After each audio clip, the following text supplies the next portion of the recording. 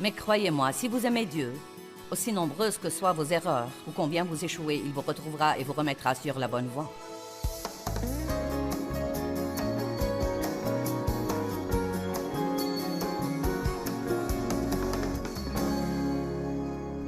Pour obtenir quoi que ce soit de Dieu, nous devons nous approcher avec assurance du trône. Non pas dans la peur et le doute et l'incroyance. Jacques 1 dit très clairement que quand nous avons un problème, nous pouvons aller à Dieu et lui demander de répondre à notre besoin et qu'il le fera sans reproche ni critique. Jacques 1. Sans reproche ni critique. Qu'est-ce que cela veut dire? Il ne déterre pas les vieux péchés. Il ne parle pas de toutes les choses que nous avons faites pour nous dire ensuite qu'il ne peut pas nous aider à cause de toutes nos fautes. Quel que soit ce que nous avons fait, si nous allons à Dieu, il nous donnera la sagesse et nous montrera que faire dans notre situation. Mais la Bible dit que vous devez demander sans doute, dans la foi, en croyant. Car celui qui doute est semblable au flot de la mer agité par le vent, debout dans deux directions différentes. Et pour moi, il n'y a rien de plus malheureux que d'être entre deux endroits, incapable de décider lequel vous croyez. Hébreux 4, verset... Eh bien, nous allons commencer par le verset 14. Ainsi, puisque nous avons un grand souverain, sacrificateur qui a traversé les cieux, tenons ferme notre confession de la foi en lui. Tenons ferme notre confession de la foi en lui. Que les rachetés du Seigneur le disent. Car nous n'avons pas un souverain sacrificateur qui ne puisse comprendre ou sympathiser ou sentir nos faiblesses, nos infirmités et notre sujétion aux assauts de la tentation. Je suis si reconnaissante d'avoir un grand prêtre qui me comprenne. Je suis si contente qu'il comprenne mes faiblesses et mes fragilités et mes échecs. Et quand j'ai peut-être un jour où je ne me sens pas aussi forte qu'en d'autres jours, je suis si contente d'avoir un sauveur qui n'exige pas que je sois parfaite à 100% tous les jours pour que je puisse avoir une relation avec lui. Et j'en ai vraiment assez d'avoir des gens dans ma vie qui veulent cette perfection. Non, mais ma famille n'est pas comme ça, mais je rencontre parfois des gens qui, vous savez, veulent faire ma connaissance, mais ne veulent pas que je sois une personne. Vous faites tous face à ça, n'est-ce pas? Des gens qui disent qu'ils veulent avoir une relation intime avec vous, ils veulent être proches de vous, et dès qu'ils apprennent un peu trop, vous devenez tout à coup leur nouvelle cible de commérage. Je crois que nous avons eu tellement de ça que c'est absolument incroyable. C'est la raison principale pour laquelle les gens deviennent de plus en plus isolés et ne veulent même pas se rapprocher des autres parce qu'ils en ont vraiment assez de tout ce drame et ces absurdités. Y a-t-il quelqu'un ici qui en a assez d'être déçu par les gens? Mais vous savez quoi? Je ne vais pas perdre espoir en eux. Dieu n'a pas perdu espoir en moi et je ne crois pas que nous puissions perdre espoir l'un en l'autre. Pensez-y, comme c'est beau d'avoir un grand prêtre qui comprenne. Approchons-nous donc sans peur et avec assurance du trône de la grâce afin que nous recevions le secours dont nous avons besoin pour nous aider au moment opportun. Comment faut-il venir? Avec assurance. Avec assurance. Eh bien, c'est dur à faire quand vous avez été mauvais, n'est-ce pas? Quand vous avez été mauvais, oh Dieu, oh Dieu. Ce que vous devez faire, c'est dire, Dieu, je suis désolé pour mes péchés. Je suis très désolé. Pardonne-moi, s'il te plaît. Et maintenant, dans l'obéissance à ta parole, je vais prier pour ma situation. Je vais faire ça avec assurance parce que sinon, je n'aurai rien de toi.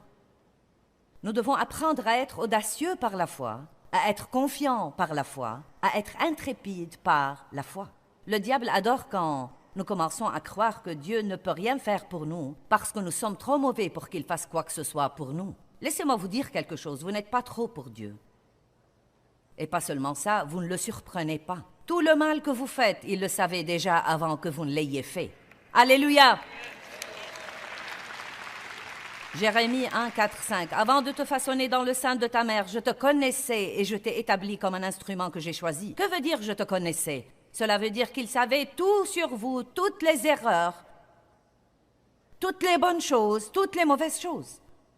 Mais Dieu voit nos cœurs. N'êtes-vous pas content qu'il voit vos cœurs? Eh bien, le doute de soi-même. Qu'est-ce qui se passe dans votre pensée? Est-ce que vous jugez chacun de vos mouvements? Oh, je n'aurais pas dû faire ça. Je n'aurais pas dû dire ça. Je n'aurais pas dû acheter ça. Je n'aurais pas dû aller là. Je n'aurais pas dû manger ça. Croyez-moi.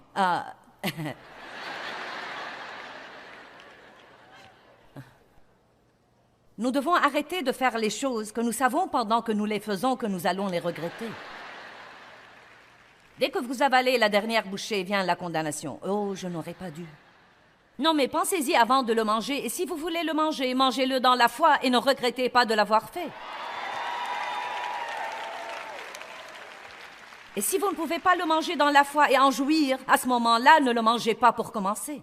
Non, mais Dieu m'a vraiment appris ça. Ne faites pas des trucs si vous allez ensuite souhaiter ne pas les avoir faits. Si vous allez faire quelque chose, jouissez-en, sinon ne le faites pas. Et tout ce que vous devez faire, c'est d'avoir une meilleure planification et de savoir que vous ne pouvez pas dire oui à vous-même tout le temps, mais que vous pouvez le dire parfois. J'aime l'attitude de Paul. Regardons 1 Corinthiens 4. Certains jugeaient Paul pour déterminer s'il était vraiment un apôtre fidèle. Et je veux que vous écoutiez sa réponse, verset 3, 1 Corinthiens 4, 3.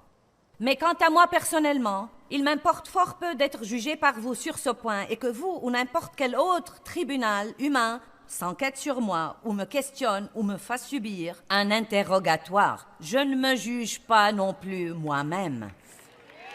Il y a de la liberté là. Il y a de la liberté là. Il dit, je n'examine pas mentalement chaque mouvement que je fais pour essayer de décider s'il est bon ou mauvais. Vous savez ce qu'il dit ensuite? Je ne me sens coupable de rien et je me sens innocent, mais je ne suis pas justifié et disculpé devant Dieu juste parce que je me sens innocent. C'est le Seigneur lui-même qui m'examine et me juge. J'aime ça. Il a dit, je ne sais pas si je suis coupable de quelque chose ou pas. Je n'ai pas l'impression de l'être, mais qui sait, je pourrais l'être. Cependant, je ne vais pas vivre ma vie en examinant chaque mouvement que je fais et en me jugeant moi-même et en me critiquant. Je vais faire confiance à Dieu, comme quoi si je fais quelque chose qu'il n'aime pas vraiment, il apportera assez de conviction dans ma vie pour me le faire comprendre et il s'y prendra avec moi d'une telle façon que j'arrêterai de le faire. Il y a de la liberté dans la salle aujourd'hui. Amen. Je sais qu'il y a des personnes ici aujourd'hui qui en ont assez d'entendre ce que vous n'êtes pas et ce que vous devriez être et que vous n'êtes pas et ce que vous avez fait et que vous n'auriez pas dû faire. Et vous êtes comme, diable, tais-toi! Mais vous savez quoi? Il ne va jamais arrêter d'avoir un effet sur toute personne qui ne sait pas qui elle est en Christ. Vous devez savoir que Dieu vous aime. Il ne vous aime pas parce que vous faites tout comme il faut. Il vous aime parce que vous voulez faire ce qu'il faut. Il vous aime parce que vous êtes là ce matin pour apprendre. Il aime ceux d'entre vous qui sont toujours avec moi et regardent cette émission. Vous n'avez pas mis la chaîne de la dame folle qui prêche puis changé de chaîne immédiatement. Je ne crois pas que je suis folle, mais je sais que certains le croient. Mais si vous m'écoutez assez longtemps, vous pourrez avoir un changement dans votre vie dont vous avez désespérément besoin. Dieu vous aime et vous apprécie parce que vous êtes ouvert à la vérité, vous voulez savoir la vérité, vous voulez apprendre, vous voulez grandir, vous devez savoir qui vous êtes en Christ. Comment pouvez-vous penser, après avoir fait ce genre de sacrifice pour venir et entendre Dieu, qu'il n'est pas content de vous? Eh bien, oui, mais ce matin, j'ai été impatiente avec une de mes amies en venant ici. Et tu sais, quand je garais, j'ai été un peu méchante avec quelqu'un là-bas. Tu sais, ensuite, j'ai été plutôt frustrée dehors, aux tables du matériel spirituel. Et une dame m'a poussée et j'ai voulu la renverser. Non, mais après tout... Quel genre de chrétienne suis-je? Non, mais... Ça ne va me servir à rien d'être ici. Je doute que je puisse en retirer quoi que ce soit. Je doute. C'est dans ces moments-là que vous devez chercher le bouclier de la foi et dire « Minute, je crois que Dieu est content de moi et qu'il comprend mes faiblesses et mes infirmités parce qu'il a été tenté en toutes choses comme moi, mais sans commettre de péché. J'ai Jésus dans ma vie parce que je ne suis pas parfait. Allez, j'essaye de vous soulager de la pression aujourd'hui. Matthieu 3, 16. Dès que Jésus fut baptisé, il sortit de l'eau et s'éloigna. Et voici que les cieux s'ouvrirent.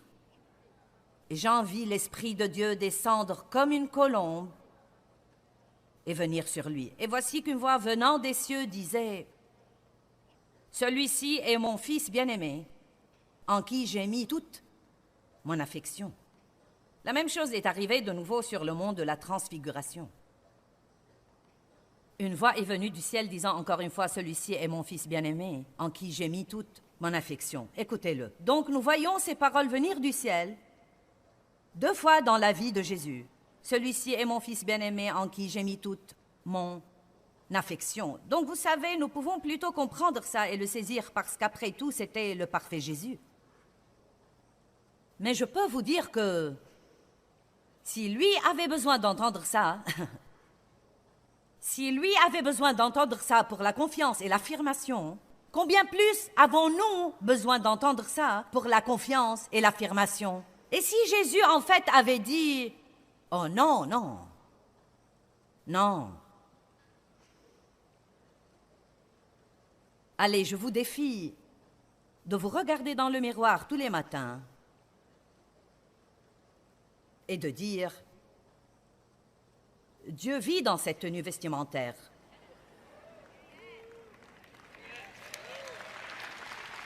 Dieu vit en moi. Je suis partenaire avec Dieu. Il a envoyé son Fils pour mourir pour moi.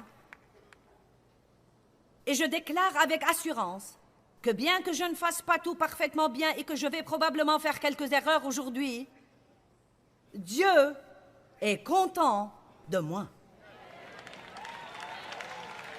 Allez, avez-vous autant de courage? Avez-vous autant de courage? Pouvez-vous faire ça? Et je sais en ce moment que certains ont déjà envie de rentrer sous terre. Ils se disent, eh bien, vous ne sentez pas cet écrasement? C'est le diable qui essaye d'écraser votre esprit, vous savez. Comment pourrais-je dire ça avec les choses que je fais? Je n'ai pas dit que Dieu est content de tout votre comportement. Qui vous êtes et ce que vous faites sont 2 choses différentes. Il est content que vous soyez là et il vous a amené ici pour vous corriger. Mais cela ne veut pas dire qu'il ne vous aime pas. Il ne vous aime pas moins parce que vous avez besoin de correction. Écoutez, aucun de mes 4 enfants ne fait tout exactement comme je voudrais que ce soit fait. Nous n'allons même pas parler de ça.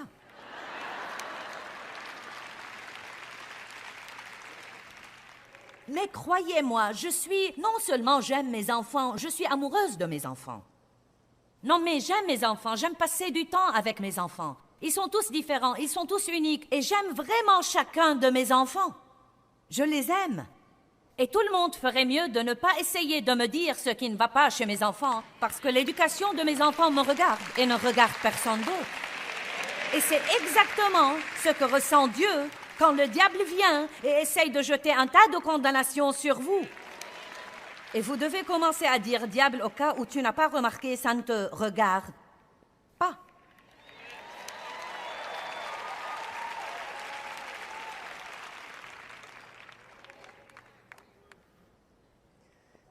Ceux qui s'approchent de Dieu doivent croire que Dieu existe et qu'il est le rémunérateur de ceux qui le cherchent diligemment. Vous êtes ici aujourd'hui pour chercher Dieu diligemment. Beaucoup d'entre vous regardent l'émission de télé jour après jour, après jour, après jour, après jour, après jour. Et Dieu vous réserve une récompense pour votre diligence. La diligence est payante. Nous n'avons pas de récompense parce que nous faisons ce qu'il faut une seule fois. Nous avons une récompense parce que nous continuons à le faire, nous continuons à le faire, nous continuons à le faire et nous continuons à le faire. Et laissez-moi vous dire, le diable ne va pas perdre espoir en vous, mais Dieu ne va pas le faire non plus. Et si vous prenez la décision de ne pas abandonner, devinez qui va gagner. Vous et Dieu ensemble pouvez vaincre qui que ce soit.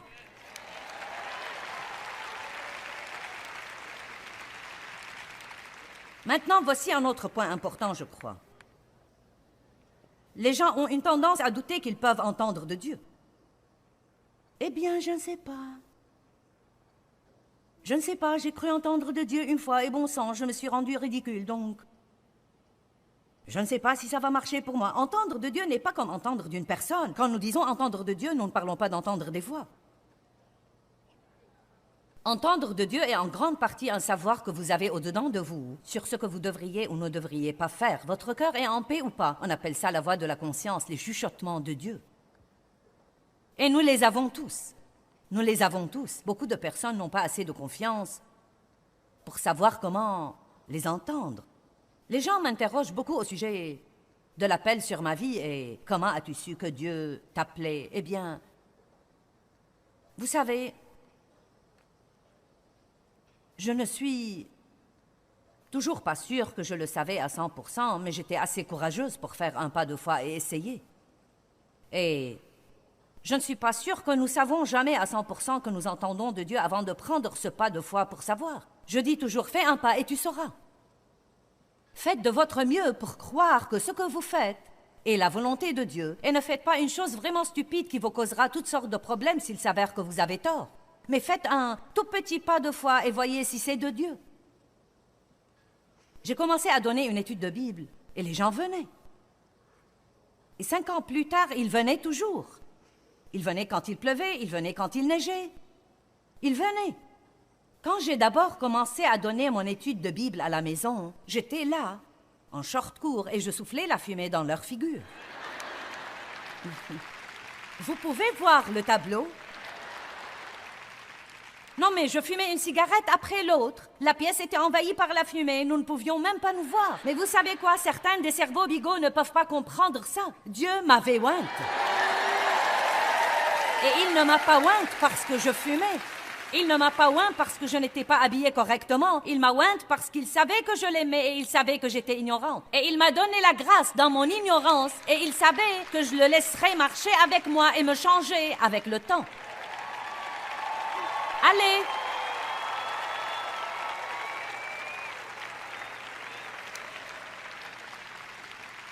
Et au bout d'un certain temps, Dave m'a dit, « Je crois que tu devrais porter autre chose quand tu enseignes ça. » Je faisais ça par ignorance. Par ignorance.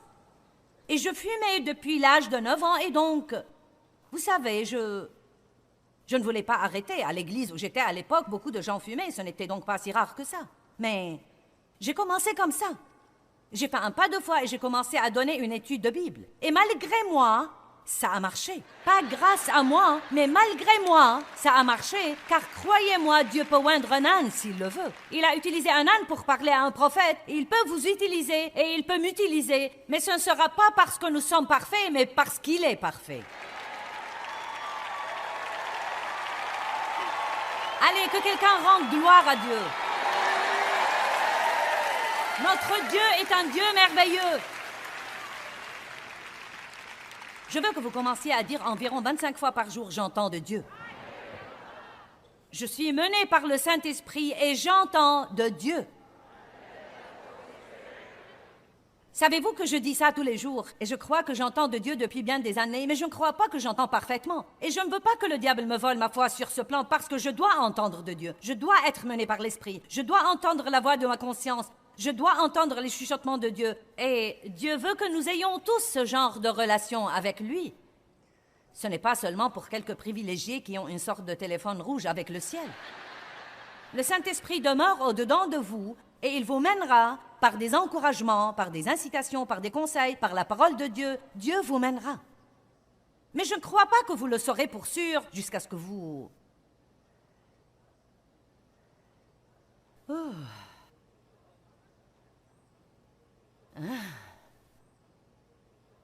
J'ai commencé une deuxième étude de Bible dans la maison d'un ami.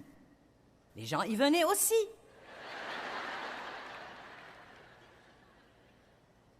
Puis j'ai travaillé dans une église à Saint-Louis. C'était une très petite église, environ 30 personnes. Et j'ai commencé une étude de Bible hebdomadaire pour les femmes. Et la première semaine, 115 personnes sont venues. 5 ans plus tard, le nombre a grandi pour atteindre plus de 400 femmes par semaine qui venaient à mon étude de Bible. Ensuite, Dieu m'a dit, ta mission est finie ici. Je veux que tu fasses un pas de foi et que tu ailles au nord, sud, est et ouest. Eh bien, personne ne me connaissait. Non, mais c'était comme... Mais ensuite, tout au long d'un an, Dieu, par beaucoup de choses que je n'ai pas le temps de raconter, m'a fait savoir que je devais soit le faire, soit être malheureuse pour le reste de ma vie. Donc j'ai finalement fait le pas, j'ai quitté mon travail stable. Je suis partie vers le nord, le sud, l'est et l'ouest. Or, je vivais à Saint-Louis, donc je suis allée vers le nord de Saint-Louis et l'est de Saint-Louis et l'ouest de Saint-Louis. Une fois par mois, j'avais une réunion au nord de Saint-Louis, une fois par mois au sud, une fois par semaine à l'ouest. Une fois enfantine. Tu m'as dit d'aller vers le nord, le sud, l'est et l'ouest, et j'ai fait ça. Et peu de temps après, j'étais assez connue que j'ai pu aller à Chicago, Kansas City, à de petits endroits ici et à de petits endroits là. Messieurs, dames, je fais ça depuis 35 ans déjà. On ne réalise pas ses rêves du jour au lendemain. J'ai pris des millions de petits pas de foi et parfois je disais « Oups !» Ça n'a pas marché. La première fois que je suis passée à la télé, ce n'était pas le temps de Dieu. J'ai décidé. Et j'ai pensé faire un talk show.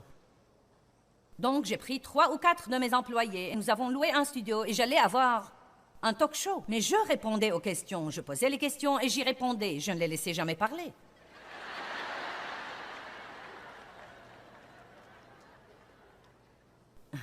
Je n'ai reçu qu'une seule lettre pendant 6 mois.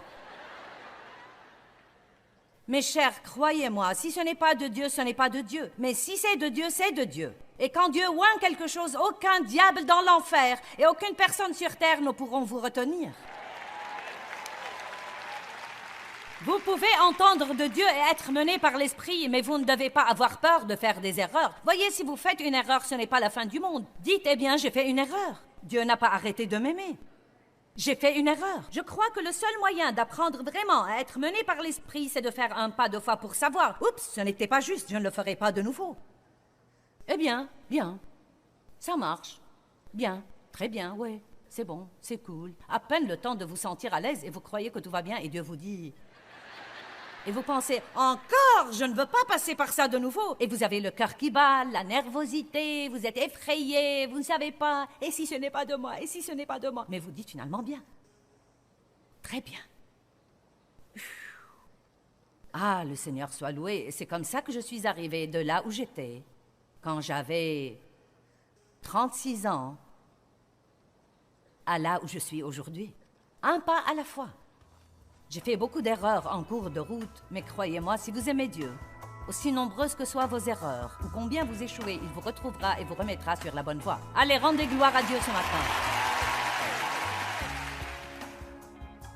Dieu connaît toutes les erreurs que nous avons jamais faites, et il connaît toutes les erreurs que nous ferons à l'avenir, et pourtant il choisit toujours de nous aimer et de travailler par nous.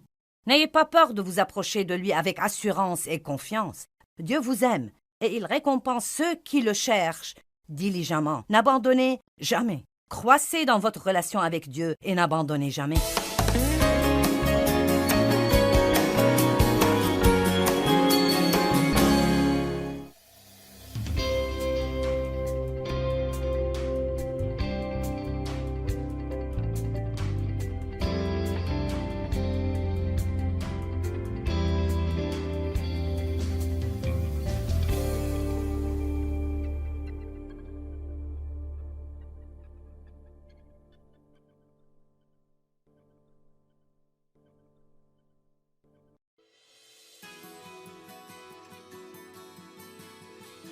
Mais croyez-moi, si vous aimez Dieu, aussi nombreuses que soient vos erreurs, ou combien vous échouez, il vous retrouvera et vous remettra sur la bonne voie.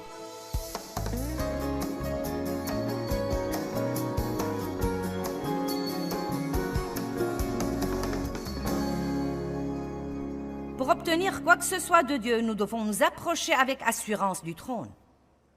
Non pas dans la peur et le doute et l'incroyance. Jacques 1 dit très clairement que quand nous avons un problème, nous pouvons aller à Dieu et lui demander de répondre à notre besoin et qu'il le fera sans reproche ni critique. Jacques 1. Sans reproche ni critique. Qu'est-ce que cela veut dire? Il ne déterre pas les vieux péchés.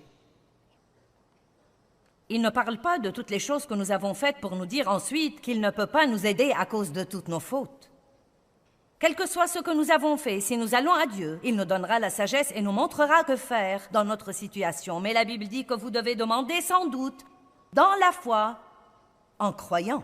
Car celui qui doute est semblable au flot de la mer agité par le vent, debout dans deux directions différentes. Et pour moi, il n'y a rien de plus malheureux que d'être entre deux endroits, incapable de décider lequel vous croyez.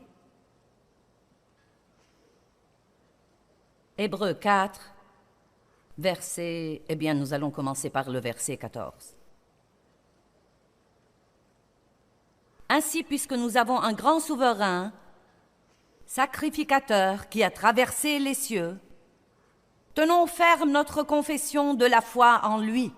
Tenons ferme notre confession de la foi en lui. Que les rachetés du Seigneur le disent. Car nous n'avons pas un souverain sacrificateur qui ne puisse comprendre ou sympathiser ou sentir nos faiblesses, nos infirmités et notre sujétion aux assauts de la tentation. Je suis si reconnaissante d'avoir un grand prêtre qui me comprenne. Je suis si contente qu'il comprenne mes faiblesses et mes fragilités et mes échecs. Et quand j'ai peut-être un jour où je ne me sens pas aussi forte qu'en d'autres jours, je suis si contente d'avoir un sauveur qui n'exige pas que je sois parfaite à 100% tous les jours pour que je puisse avoir une relation avec lui. Et j'en ai vraiment assez d'avoir des gens dans ma vie qui veulent cette perfection. Non, mais ma famille n'est pas comme ça, mais je rencontre parfois des gens qui, vous savez, veulent faire ma connaissance, mais ne veulent pas que je sois une personne. Vous faites tous face à ça, n'est-ce pas? Des gens qui disent qu'ils veulent avoir une relation intime avec vous, ils veulent être proches de vous, et dès qu'ils apprennent un peu trop, vous devenez tout à coup leur nouvelle cible de commérage. Je crois que nous avons eu tellement de ça que c'est absolument incroyable. C'est la raison principale pour laquelle les gens deviennent de plus en plus isolés et ne veulent même pas se rapprocher des autres parce qu'ils en ont vraiment assez de tout ce drame et ces absurdités. Y a-t-il quelqu'un ici qui en a assez d'être déçu par les gens? Mais vous savez quoi? Je ne vais pas perdre espoir en eux. Dieu n'a pas perdu espoir en moi, et je ne crois pas que nous puissions perdre espoir l'un en l'autre. Pensez-y, comme c'est beau d'avoir un grand prêtre qui comprenne. Approchons-nous, donc, sans peur et avec assurance du trône de la grâce afin que nous recevions le secours dont nous avons besoin pour nous aider au moment opportun.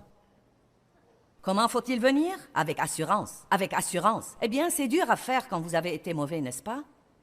Quand vous avez été mauvais, oh Dieu, oh Dieu. Ce que vous devez faire, c'est dire, Dieu, je suis désolé pour mes péchés. Je suis très désolé. Pardonne-moi, s'il te plaît. Et maintenant, dans l'obéissance à ta parole, je vais prier pour ma situation. Je vais faire ça avec assurance, parce que sinon, je n'aurai rien de toi. Nous devons apprendre à être audacieux par la foi, à être confiant par la foi, à être intrépide par la foi.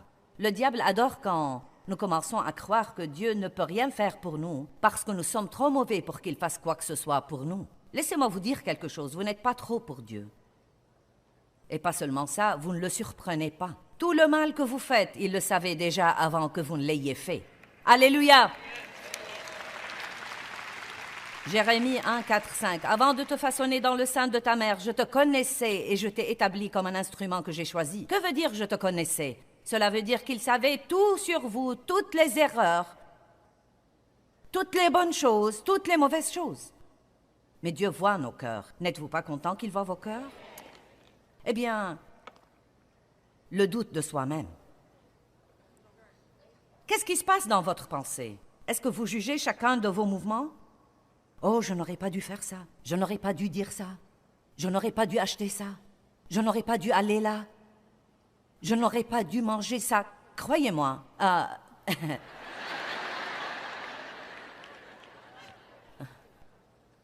Nous devons arrêter de faire les choses que nous savons pendant que nous les faisons que nous allons les regretter. Dès que vous avalez la dernière bouchée, vient la condamnation. Oh, je n'aurais pas dû. Non, mais pensez-y avant de le manger, et si vous voulez le manger, mangez-le dans la foi et ne regrettez pas de l'avoir fait. Et si vous ne pouvez pas le manger dans la foi et en jouir, à ce moment-là, ne le mangez pas pour commencer. Non, mais Dieu m'a vraiment appris ça. Ne faites pas des trucs si vous allez ensuite souhaiter ne pas les avoir faits. Si vous allez faire quelque chose, jouissez-en, sinon ne le faites pas. Et tout ce que vous devez faire, c'est d'avoir une meilleure planification et de savoir que vous ne pouvez pas dire oui à vous-même tout le temps, mais que vous pouvez le dire parfois. J'aime l'attitude de Paul. Regardons 1 Corinthiens 4. Certains jugeaient Paul pour déterminer s'il était vraiment un apôtre fidèle.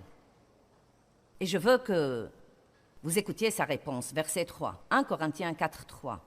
« Mais quant à moi personnellement, il m'importe fort peu d'être jugé par vous sur ce point et que vous ou n'importe quel autre tribunal humain s'enquête sur moi ou me questionne ou me fasse subir un interrogatoire. Je ne me juge pas non plus moi-même. » Il y a de la liberté là. Il y a de la liberté là.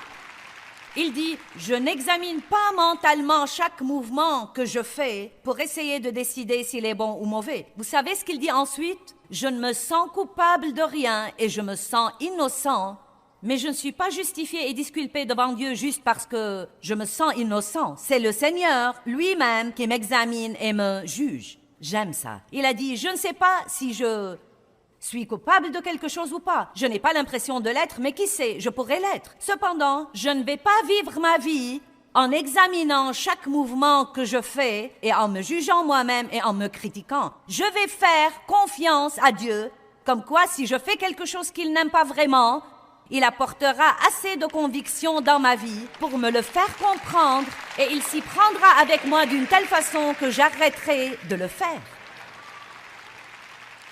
Il y a de la liberté dans la salle aujourd'hui. Amen. Je sais qu'il y a des personnes ici aujourd'hui qui en ont assez d'entendre ce que vous n'êtes pas et ce que vous devriez être et que vous n'êtes pas et ce que vous avez fait et que vous n'auriez pas dû faire. Et vous êtes comme, diable, tais-toi! Mais vous savez quoi? Il ne va jamais arrêter d'avoir un effet sur toute personne qui ne sait pas qui elle est en Christ. Vous devez savoir que Dieu vous aime. Il ne vous aime pas parce que vous faites tout comme il faut. Il vous aime parce que vous voulez faire ce qu'il faut. Il vous aime parce que vous êtes là ce matin pour apprendre. Il aime ceux d'entre vous qui sont toujours avec moi et regardent cette émission. Vous n'avez pas mis la chaîne de la dame folle qui prêche puis changé de chaîne immédiatement. Je ne crois pas que je suis folle, mais je sais que certains le croient. Mais si vous m'écoutez assez longtemps, vous pourrez avoir un changement dans votre vie dont vous avez désespérément besoin. Dieu vous aime et vous apprécie parce que vous êtes ouvert à la vérité, vous voulez savoir la vérité, vous voulez apprendre, vous voulez grandir, vous devez savoir qui vous êtes en Christ. Comment pouvez-vous penser, après avoir fait ce genre de sacrifice pour venir et entendre Dieu, qu'il n'est pas content de vous? Eh bien oui, mais ce matin, j'ai été impatiente avec une de mes amies en venant ici. Et tu sais, quand je garais, j'ai été un peu méchante avec quelqu'un là-bas. Tu sais, ensuite, j'ai été plutôt frustrée dehors, aux tables du matériel spirituel. Et une dame m'a poussée et j'ai voulu la renverser. Non mais, après tout... Quel genre de chrétienne suis-je? Non mais... Ça ne va me servir à rien d'être ici. Je doute que je puisse en retirer quoi que ce soit. Je doute. C'est dans ces moments-là que vous devez chercher le bouclier de la foi et dire « Minute, je crois que Dieu est content de moi et qu'il comprend mes faiblesses et mes infirmités parce qu'il a été tenté en toutes choses comme moi, mais sans commettre de péché. J'ai Jésus dans ma vie parce que je ne suis pas parfait. » Allez, j'essaye de vous soulager de la pression aujourd'hui. Matthieu 3, 16. Dès que Jésus fut baptisé, il sortit de l'eau et s'éloigna. Et voici que les cieux s'ouvrirent, et Jean vit l'Esprit de Dieu descendre comme une colombe et venir sur lui. Et voici qu'une voix venant des cieux disait, « Celui-ci est mon Fils bien-aimé, en qui j'ai mis toute mon affection. » La même chose est arrivée de nouveau sur le mont de la Transfiguration. Une voix est venue du ciel disant encore une fois, celui-ci est mon fils bien-aimé, en qui j'ai mis toute mon affection. Écoutez-le. Donc nous voyons ces paroles venir du ciel 2 fois dans la vie de Jésus. Celui-ci est mon fils bien-aimé, en qui j'ai mis toute mon affection. Donc vous savez, nous pouvons plutôt comprendre ça et le saisir parce qu'après tout, c'était le parfait Jésus. Mais je peux vous dire que si lui avait besoin d'entendre ça, si lui avait besoin d'entendre ça pour la confiance et l'affirmation, combien plus avons-nous besoin d'entendre ça pour la confiance et l'affirmation? Et si Jésus, en fait, avait dit « Oh non, non, non. Allez, je vous défie de vous regarder dans le miroir tous les matins et de dire « Dieu vit dans cette tenue vestimentaire.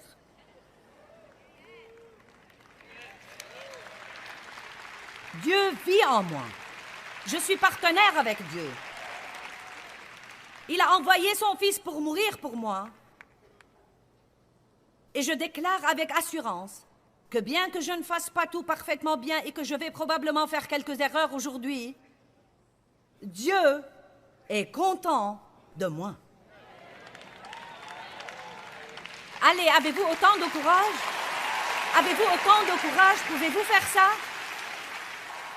Et je sais en ce moment que certains ont déjà envie de rentrer sous terre. Ils se disaient bien. Vous ne sentez pas cet écrasement? C'est le diable qui essaye d'écraser votre esprit, vous savez. Comment pourrais-je dire ça avec les choses que je fais? Je n'ai pas dit que Dieu est content de tout votre comportement. Qui vous êtes et ce que vous faites sont 2 choses différentes.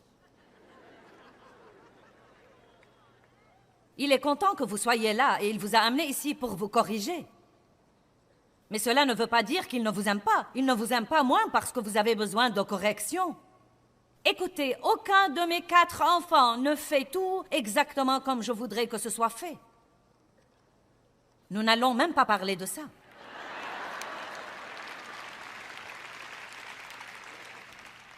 Mais croyez-moi, non seulement j'aime mes enfants, je suis amoureuse de mes enfants. Non, mais j'aime mes enfants, j'aime passer du temps avec mes enfants. Ils sont tous différents, ils sont tous uniques, et j'aime vraiment chacun de mes enfants. Je les aime. Et tout le monde ferait mieux de ne pas essayer de me dire ce qui ne va pas chez mes enfants, parce que l'éducation de mes enfants me regarde et ne regarde personne d'autre. Et c'est exactement ce que ressent Dieu quand le diable vient et essaye de jeter un tas de condamnations sur vous. Et vous devez commencer à dire « Diable, au cas où tu n'as pas remarqué, ça ne te regarde pas. »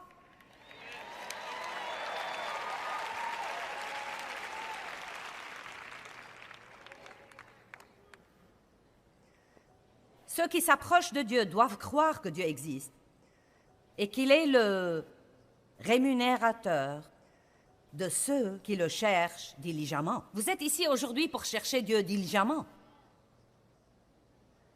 Beaucoup d'entre vous regardent l'émission de télé jour après jour, après jour, après jour, après jour, après jour. Et Dieu vous réserve une récompense pour votre diligence. La diligence est payante. Nous n'avons pas de récompense parce que nous faisons ce qu'il faut une seule fois. Nous avons une récompense parce que nous continuons à le faire, nous continuons à le faire, nous continuons à le faire et nous continuons à le faire. Et laissez-moi vous dire, le diable ne va pas perdre espoir en vous, mais Dieu ne va pas le faire non plus. Et si vous prenez la décision de ne pas abandonner, devinez qui va gagner. Vous et Dieu ensemble pouvez vaincre qui que ce soit.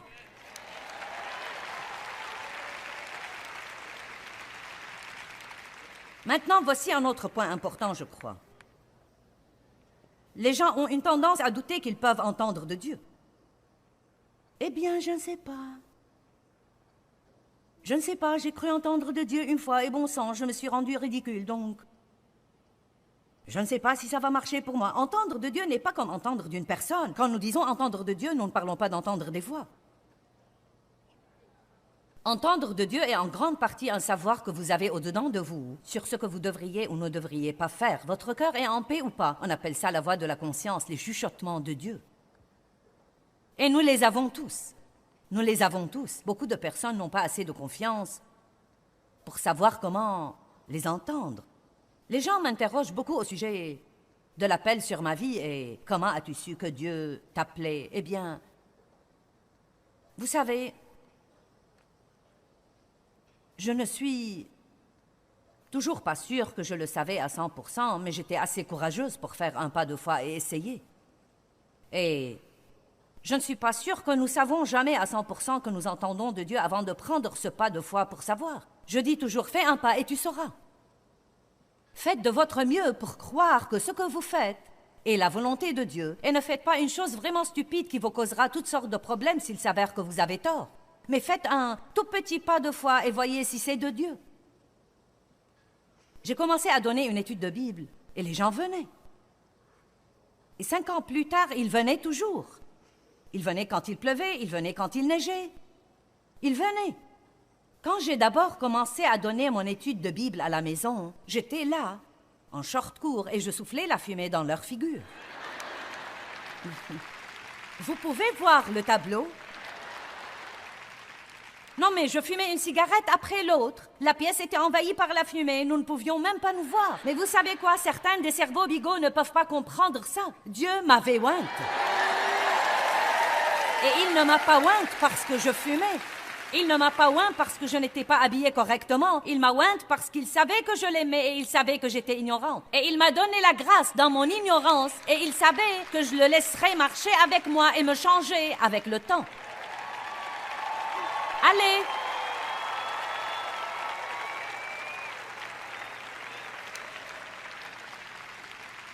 Et au bout d'un certain temps, Dave m'a dit, « Je crois que tu devrais porter autre chose quand tu enseignes ça. » Je faisais ça par ignorance. Par ignorance. Et je fumais depuis l'âge de 9 ans et donc, vous savez, je ne voulais pas arrêter. À l'église où j'étais à l'époque, beaucoup de gens fumaient, ce n'était donc pas si rare que ça. Mais j'ai commencé comme ça. J'ai fait un pas de foi et j'ai commencé à donner une étude de Bible. Et malgré moi, ça a marché. Pas grâce à moi, mais malgré moi, ça a marché. Car croyez-moi, Dieu peut oindre un âne s'il le veut. Il a utilisé un âne pour parler à un prophète. Il peut vous utiliser et il peut m'utiliser. Mais ce ne sera pas parce que nous sommes parfaits, mais parce qu'il est parfait. Allez, que quelqu'un rende gloire à Dieu. Notre Dieu est un Dieu merveilleux. Je veux que vous commenciez à dire environ 25 fois par jour « J'entends de Dieu ». Je suis menée par le Saint-Esprit et j'entends de Dieu. Savez-vous que je dis ça tous les jours et je crois que j'entends de Dieu depuis bien des années, mais je ne crois pas que j'entends parfaitement. Et je ne veux pas que le diable me vole ma foi sur ce plan parce que je dois entendre de Dieu. Je dois être menée par l'Esprit. Je dois entendre la voix de ma conscience. Je dois entendre les chuchotements de Dieu. Et Dieu veut que nous ayons tous ce genre de relation avec lui. Ce n'est pas seulement pour quelques privilégiés qui ont une sorte de téléphone rouge avec le ciel. Le Saint-Esprit demeure au-dedans de vous et il vous mènera par des encouragements, par des incitations, par des conseils, par la parole de Dieu. Dieu vous mènera. Mais je ne crois pas que vous le saurez pour sûr jusqu'à ce que vous...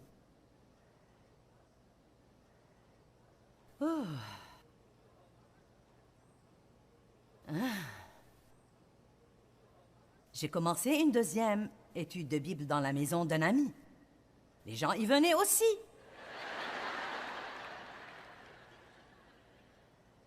Puis j'ai travaillé dans une église à Saint-Louis. C'était une très petite église, environ 30 personnes. Et j'ai commencé une étude de Bible hebdomadaire pour les femmes. Et la première semaine, 115 personnes sont venues. 5 ans plus tard, le nombre a grandi pour atteindre plus de 400 femmes par semaine qui venaient à mon étude de Bible. Ensuite, Dieu m'a dit, « Ta mission est finie ici. Je veux que tu fasses un pas de foi et que tu ailles au nord, sud, est et ouest. » Eh bien, personne ne me connaissait. Non, mais c'était comme... Mais ensuite, tout au long d'un an, Dieu, par beaucoup de choses que je n'ai pas le temps de raconter, m'a fait savoir que je devais soit le faire, soit être malheureuse pour le reste de ma vie. Donc j'ai finalement fait le pas, j'ai quitté mon travail stable. Je suis partie vers le nord, le sud, l'est et l'ouest. Or, je vivais à Saint-Louis, donc je suis allée vers le nord de Saint-Louis et l'est de Saint-Louis et l'ouest de Saint-Louis. Une fois par mois, j'avais une réunion au nord de Saint-Louis, une fois par mois au sud, une fois par semaine à l'ouest. Une fois enfantine, tu m'as dit d'aller vers le nord, le sud, l'est et l'ouest, et j'ai fait ça. Et peu de temps après, j'étais assez connue que j'ai pu aller à Chicago, Kansas City, à de petits endroits ici et à de petits endroits là. Messieurs, dames, je fais ça depuis 35 ans déjà. On ne réalise pas ses rêves du jour au lendemain. J'ai pris des millions de petits pas de foi et parfois je disais « Oups !» Ça n'a pas marché. La première fois que je suis passée à la télé, ce n'était pas le temps de Dieu. J'ai décidé. Et j'ai pensé faire un talk show. Donc, j'ai pris 3 ou 4 de mes employés et nous avons loué un studio et j'allais avoir un talk show. Mais je répondais aux questions. Je posais les questions et j'y répondais. Je ne les laissais jamais parler.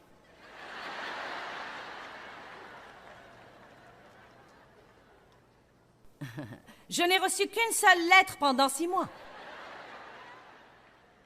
Mes chers, croyez-moi, si ce n'est pas de Dieu, ce n'est pas de Dieu. Mais si c'est de Dieu, c'est de Dieu. Et quand Dieu oint quelque chose, aucun diable dans l'enfer et aucune personne sur terre ne pourront vous retenir.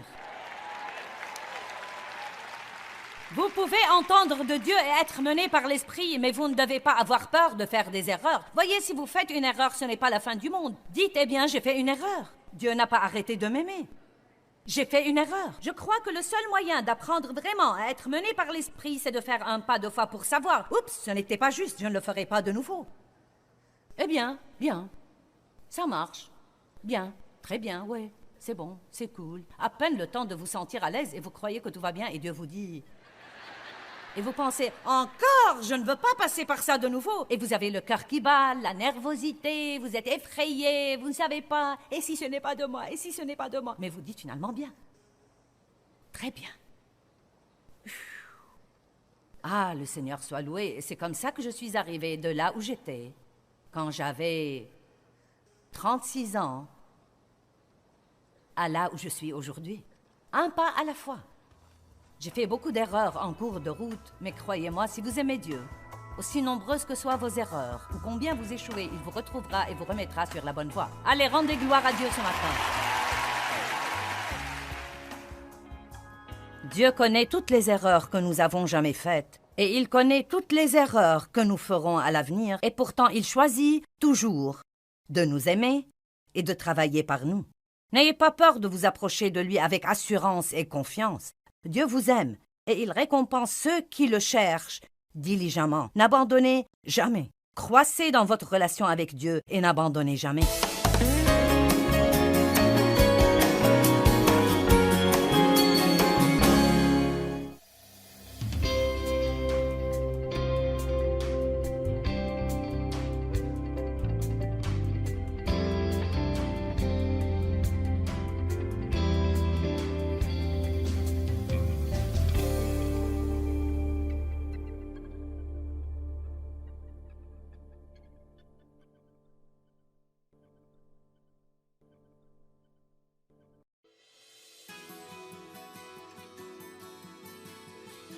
Mais croyez-moi, si vous aimez Dieu, aussi nombreuses que soient vos erreurs, ou combien vous échouez, il vous retrouvera et vous remettra sur la bonne voie.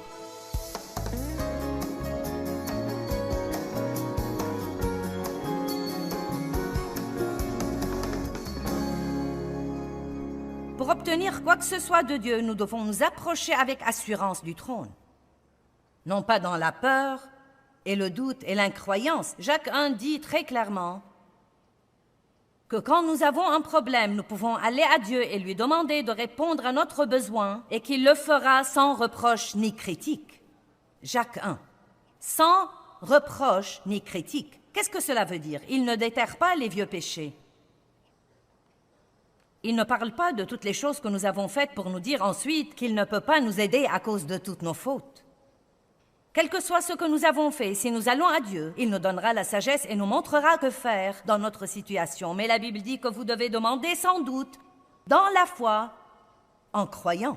Car celui qui doute est semblable au flot de la mer agité par le vent debout dans 2 directions différentes. Et pour moi, il n'y a rien de plus malheureux que d'être entre 2 endroits, incapable de décider lequel vous croyez. Hébreux 4, verset... Eh bien, nous allons commencer par le verset 14. Ainsi, puisque nous avons un grand souverain, sacrificateur qui a traversé les cieux, tenons ferme notre confession de la foi en lui. Tenons ferme notre confession de la foi en lui. Que les rachetés du Seigneur le disent. Car nous n'avons pas un souverain sacrificateur qui ne puisse comprendre ou sympathiser ou sentir nos faiblesses, nos infirmités et notre sujétion aux assauts de la tentation. Je suis si reconnaissante d'avoir un grand prêtre qui me comprenne. Je suis si contente qu'il comprenne mes faiblesses et mes fragilités et mes échecs. Et quand j'ai peut-être un jour où je ne me sens pas aussi forte qu'en d'autres jours, je suis si contente d'avoir un sauveur qui n'exige pas que je sois parfaite à 100% tous les jours pour que je puisse avoir une relation avec lui. Et j'en ai vraiment assez d'avoir des gens dans ma vie qui veulent cette perfection. Non, mais ma famille n'est pas comme ça, mais je rencontre parfois des gens qui, vous savez, veulent faire ma connaissance, mais ne veulent pas que je sois une personne.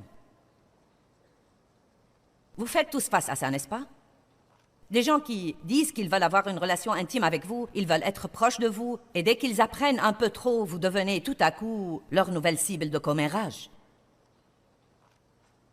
Je crois que nous avons eu tellement de ça que c'est absolument incroyable. C'est la raison principale pour laquelle les gens deviennent de plus en plus isolés et ne veulent même pas se rapprocher des autres parce qu'ils en ont vraiment assez de tout ce drame et ces absurdités.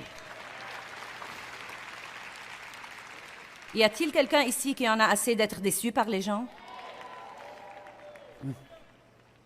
Mais vous savez quoi? Je ne vais pas perdre espoir en eux. Dieu n'a pas perdu espoir en moi, et je ne crois pas que nous puissions perdre espoir l'un en l'autre. Pensez-y, comme c'est beau d'avoir un grand prêtre qui comprenne. Approchons-nous, donc, sans peur et avec assurance du trône de la grâce afin que nous recevions le secours dont nous avons besoin pour nous aider au moment opportun. Comment faut-il venir? Avec assurance. Avec assurance. Eh bien, c'est dur à faire quand vous avez été mauvais, n'est-ce pas? Quand vous avez été mauvais, oh Dieu, oh Dieu. Ce que vous devez faire, c'est dire, Dieu, je suis désolé pour mes péchés. Je suis très désolé. Pardonne-moi, s'il te plaît. Et maintenant, dans l'obéissance à ta parole, je vais prier pour ma situation. Je vais faire ça avec assurance, parce que sinon, je n'aurai rien de toi. Nous devons apprendre à être audacieux par la foi, à être confiant par la foi, à être intrépide par la foi. Le diable adore quand nous commençons à croire que Dieu ne peut rien faire pour nous parce que nous sommes trop mauvais pour qu'il fasse quoi que ce soit pour nous. Laissez-moi vous dire quelque chose, vous n'êtes pas trop pour Dieu. Et pas seulement ça, vous ne le surprenez pas. Tout le mal que vous faites, il le savait déjà avant que vous ne l'ayez fait. Alléluia! Jérémie 1, 4, 5. Avant de te façonner dans le sein de ta mère, je te connaissais et je t'ai établi comme un instrument que j'ai choisi. Que veut dire je te connaissais? Cela veut dire qu'il savait tout sur vous, toutes les erreurs, toutes les bonnes choses, toutes les mauvaises choses. Mais Dieu voit nos cœurs. N'êtes-vous pas content qu'il voit vos cœurs? Eh bien, le doute de soi-même. Qu'est-ce qui se passe dans votre pensée? Est-ce que vous jugez chacun de vos mouvements? Oh, je n'aurais pas dû faire ça. Je n'aurais pas dû dire ça. Je n'aurais pas dû acheter ça. Je n'aurais pas dû aller là. Je n'aurais pas dû manger ça. Croyez-moi.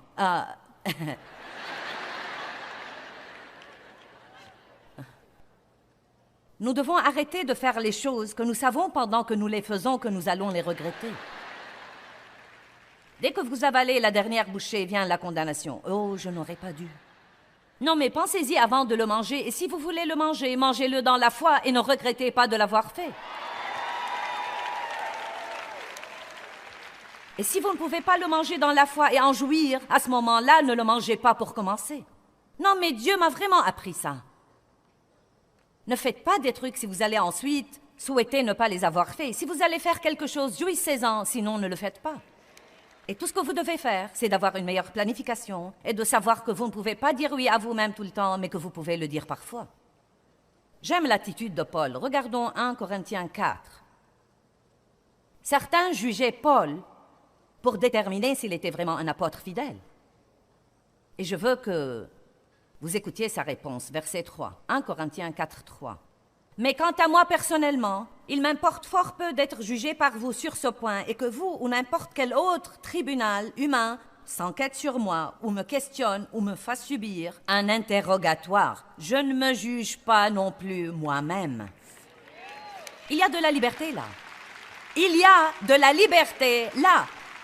Il dit, je n'examine pas mentalement chaque mouvement que je fais pour essayer de décider s'il est bon ou mauvais. Vous savez ce qu'il dit ensuite? Je ne me sens coupable de rien et je me sens innocent, mais je ne suis pas justifié et disculpé devant Dieu juste parce que je me sens innocent. C'est le Seigneur lui-même qui m'examine et me juge. J'aime ça. Il a dit, je ne sais pas si je suis coupable de quelque chose ou pas. Je n'ai pas l'impression de l'être, mais qui sait, je pourrais l'être. Cependant, je ne vais pas vivre ma vie en examinant chaque mouvement que je fais et en me jugeant moi-même et en me critiquant. Je vais faire confiance à Dieu, comme quoi si je fais quelque chose qu'il n'aime pas vraiment, il apportera assez de conviction dans ma vie pour me le faire comprendre et il s'y prendra avec moi d'une telle façon que j'arrêterai de le faire. Il y a de la liberté dans la salle aujourd'hui. Amen. Je sais qu'il y a des personnes ici aujourd'hui qui en ont assez d'entendre ce que vous n'êtes pas et ce que vous devriez être et que vous n'êtes pas et ce que vous avez fait et que vous n'auriez pas dû faire. Et vous êtes comme, diable, tais-toi! Mais vous savez quoi? Il ne va jamais arrêter d'avoir un effet sur toute personne qui ne sait pas qui elle est en Christ. Vous devez savoir que Dieu vous aime. Il ne vous aime pas parce que vous faites tout comme il faut. Il vous aime parce que vous voulez faire ce qu'il faut. Il vous aime parce que vous êtes là ce matin pour apprendre. Il aime ceux d'entre vous qui sont toujours avec moi et regardent cette émission. Vous n'avez pas mis la chaîne de la dame folle qui prêche puis changé de chaîne immédiatement. Je ne crois pas que je suis folle, mais je sais que certains le croient. Mais si vous m'écoutez assez longtemps, vous pourrez avoir un changement dans votre vie dont vous avez désespérément besoin. Dieu vous aime et vous apprécie parce que vous êtes ouvert à la vérité, vous voulez savoir la vérité, vous voulez apprendre, vous voulez grandir, vous devez savoir qui vous êtes en Christ. Comment pouvez-vous penser, après avoir fait ce genre de sacrifice pour venir et entendre Dieu, qu'il n'est pas content de vous? Eh bien, oui, mais ce matin, j'ai été impatiente avec une de mes amies en venant ici. Et tu sais, quand je garais, j'ai été un peu méchante avec quelqu'un là-bas. Tu sais, ensuite, j'ai été plutôt frustrée dehors, aux tables du matériel spirituel. Et une dame m'a poussée et j'ai voulu la renverser. Non, mais après tout, quel genre de chrétienne suis-je? Non, mais ça ne va me servir à rien d'être ici. Je doute que je puisse en retirer quoi que ce soit. Je doute. C'est dans ces moments-là que vous devez chercher le bouclier de la foi et dire « Minute, je crois que Dieu est content de moi et qu'il comprend mes faiblesses et mes infirmités parce qu'il a été tenté en toutes choses comme moi, mais sans commettre de péché. J'ai Jésus dans ma vie parce que je ne suis pas parfait. » Allez, j'essaye de vous soulager de la pression aujourd'hui. Matthieu 3, 16. Dès que Jésus fut baptisé, il sortit de l'eau et s'éloigna. Et voici que les cieux s'ouvrirent, et Jean vit l'Esprit de Dieu descendre comme une colombe et venir sur lui. Et voici qu'une voix venant des cieux disait, « Celui-ci est mon Fils bien-aimé, en qui j'ai mis toute mon affection. » La même chose est arrivée de nouveau sur le mont de la Transfiguration. Une voix est venue du ciel disant encore une fois, « Celui-ci est mon Fils bien-aimé, en qui j'ai mis toute mon affection. » Écoutez-le. Donc nous voyons ces paroles venir du ciel 2 fois dans la vie de Jésus. « Celui-ci est mon Fils bien-aimé, en qui j'ai mis toute mon affection. » Donc vous savez, nous pouvons plutôt comprendre ça et le saisir parce qu'après tout, c'était le parfait Jésus. Mais je peux vous dire que si lui avait besoin d'entendre ça, si lui avait besoin d'entendre ça pour la confiance et l'affirmation, combien plus avons-nous besoin d'entendre ça pour la confiance et l'affirmation? Et si Jésus, en fait, avait dit « Oh non, non, non. Allez, je vous défie de vous regarder dans le miroir tous les matins et de dire « Dieu vit dans cette tenue vestimentaire.